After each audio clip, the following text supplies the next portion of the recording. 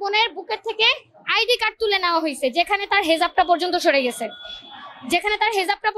গেছে, তা একটা শিক্ষক শিক্ষিকা হিসেবে কি এটা তাদের ভূমিকা? শিক্ষকরা হচ্ছে বাবা মার সমান। আমরা কোনো ভুল করলে তারা আমাদেরকে বোঝাবে, তারা আমাদেরকে শুধরায় নিবে। কিন্তু তারা যদি আমাদের গায়ে হাত দেয়, তারা যদি আমাদেরকে আক্রমণ করে, তাহলে একটা ছাত্রী হিসেবে আমাদের ভূমিকা কি থাকবে? একটা শিক্ষক হবে শিক্ষামূলক বিষয়ক, সে যদি তার রাজনৈতিক প্রভাবটা আমাদের কলেজে আমাদের ক্যাম্পাসে খাটাইতে চায়, সেটা তো হবে না। এটা একটা শিক্ষা প্রতিষ্ঠান, শিক্ষা জাতির মেরুদণ্ড। সেই শিক্ষকদের অবস্থা যদি হয় হেনস্থাকারী, তারা যদি তাদের রাজনৈতিক প্রভাব বিস্তার করতে চায়, সেটা কখনোই আমরা প্রশ্রয় দিব না, কারণ এটা আমাদের শিক্ষা প্রতিষ্ঠান। এখানে আগে শিক্ষা নিশ্চয়তা দিতে হবে। আর আরেকটা কথা হচ্ছে, শিক্ষকরা আমরা কোনো অন্যায় দাবি করতেছি না, অন্যায় আন্দোলন করতেছি না, আমরা আমাদের শিক্ষার পরিবেশটা একদম স্মুথ করতে চাইতেছি।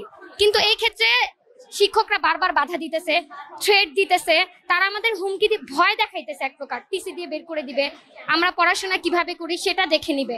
তো এই রকম ব্যবহার তো আমরা শিক্ষকদের থেকে আশা করতে পারি না। শিক্ষকরা হচ্ছে বাবা মার সমান। আমরা কোনো ভুল করলে তারা আমাদেরকে বোঝাবে, তারা আমাদেরকে শুধরায় নিবে। কিন্তু তারা যদি আমাদের গায়ে হাত দেয়, তারা যদি আমাদেরকে আক্রমণ করে, তাহলে একটা ছাত্রী হিসেবে আমাদের ভূমিকা কি থাকবে?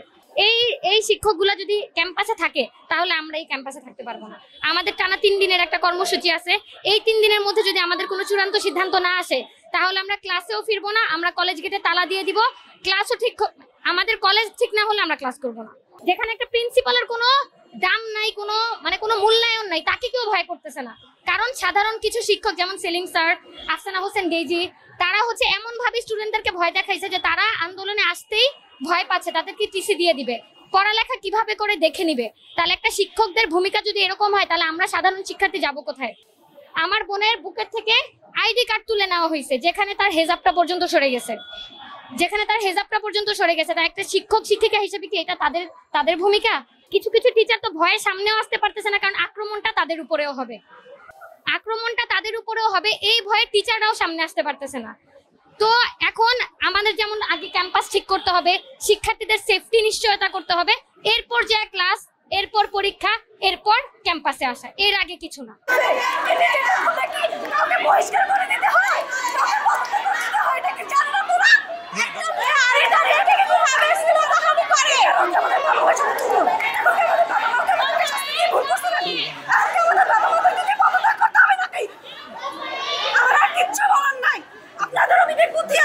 আপনারা এটা বুঝতে পারেন, ওরা প্রত্যেকটা